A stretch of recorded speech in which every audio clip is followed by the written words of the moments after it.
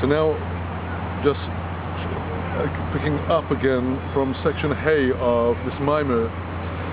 What chapter is this again? This is Lekutai Moharan, Torah Yud, Torah 10 in the first Chelek, the first volume of Lekutai Moharan, the Elah Mishpatim. Starting up from section Hey, the fifth section. ועצו הייעוץ לבטל הגייבו שעבד הזורע כמו שכוסף תאבס השם כל גבל לב הויקהו על ידי איסקורבוס לצדיקים כאמור בתיקונים בסירוע דיור רוחו איס אוויר אל אחר. The advice that is given in order to nullify arrogance, which is idolatry, like it says in Proverbs, everyone who is inflated in their heart is an abomination of God, and idolatry is an abomination. The advice that is given is to draw close to the tzaddikim, as indicated in the Tikkunei Zohar, which says through the Torah, through the blast of the shofar that is called Torah, which is the ruach, the spirit, through this there is removed the other God, the arrogance in the heart.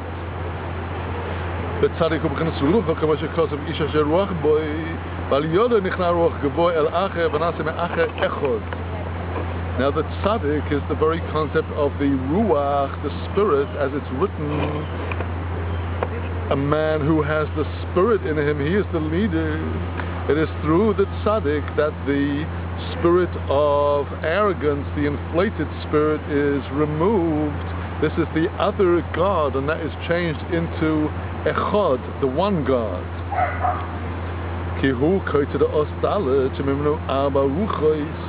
For the tzaddik is alluded to in the little thorn of the letter Dalet, which is what distinguishes the Dalet from the Reish.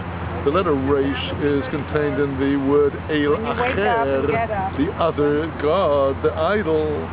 But if you add a little kot, a little thorn on the right-hand side of the Reish, it turns into a Dalet, which is the letter of the word Echad, which is the unity of God. And the Dalet, which is alluding to the tzaddik, is the source of the four winds, the four directions. The verse in Ezekiel, so says Hashem, from the four directions let the wind, the ruach, come. So this relates to the expression teruah, the shofar blast, which relates to the word in Psalms 2, teroem b'shevet barzel, you shall break them with the staff of iron. For he breaks the inflated spirit, the other God, kfirut, atheism. We now come to the dance and the hand clapping with which Rabbi Nachman opened the whole teaching, that he said that it is through dance and hand clapping that it is possible to sweeten all the evil decrees, God forbid, against the people of Israel.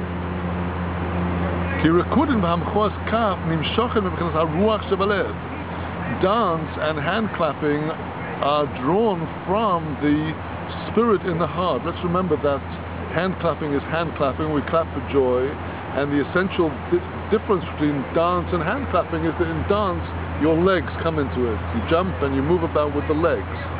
So we have the hands and the legs, and the energy into the arms and the legs is coming from the heart. It is the spirit in the heart that spreads into the arms and legs, the spirit of joy.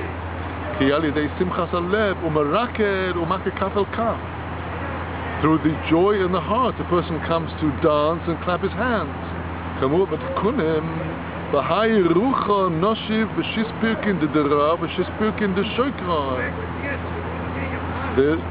Tikkunei Zohar says that this spirit starts flowing and making movement in the 6 joints of the arm and the 6 joints of the legs. Wow. This is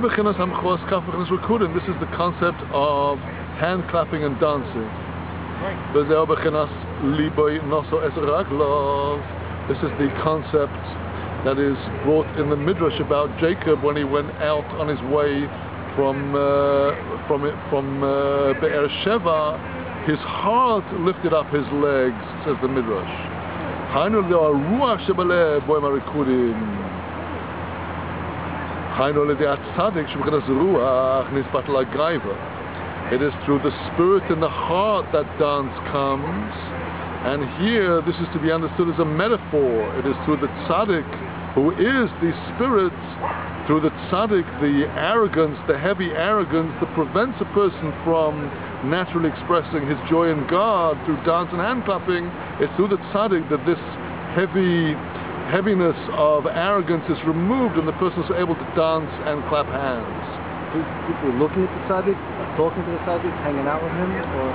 And letting the Torah, the teaching of the tzaddik, penetrate and slowly lift off this crust of arrogance. It's primarily letting the infectious Torah of the tzaddik get into us and take us over. It is not an overnight process. It's a process of steeping oneself in the teachings of the tzaddik and letting the whole teaching get into one's very being, every fiber of one's being. So it can't be done without the tzaddik? It could not be done in the wilderness without Moses, and it cannot be done in our day without the chain of the tzaddikim, the holy Rabbi Shimon Bar Yochai, the Arizal, Rabbi Nachman, Baal Shem Tov, the truly outstanding tzaddikim. So what if you have tons of Jews that don't follow tzaddikim? They have their Rosh Yeshivas, they have their rabbi and the Rav, the Ruv. A lot of Jews are not into it. This is a sign of our exile in a time when things are as they should be. The Jewish people has a king, and everybody is attached to the king. And the king is not just a temporal ruler who gives taxes and sends armies into the field. The king is the spiritual leader of the nation. It's the king who builds the temple, who encourages the people to come to the temple and devote themselves to God. That is the true tzaddik. So that is the way things should be, that we should have a king. And in our time, it is the people who have taken upon themselves a tzaddik as a leader, that have made a true melech, a true king upon themselves, and they are following the authentic Jewish path. And those who do not have attachment to a true tzaddik are still alienated from the essential holiness of the Torah, which comes from Moses, who's the archetypal tzaddik. If you follow the Torah, why can't you hook up to Moshe Rabbeinu? Why can't you, by doing Torah mitzvot, connect to the tzaddik?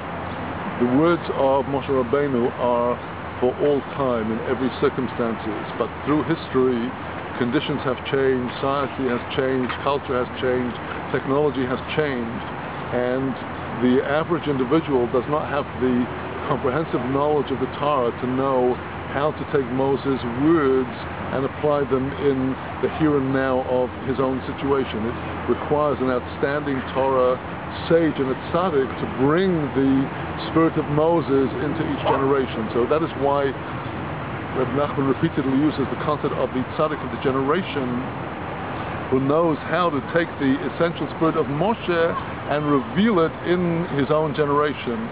And therefore each of the true tzaddikim in his time is the Moses of that generation. So we were talking about how the spirit of the tzaddik gets into the arms and legs, bringing hand clapping and dancing.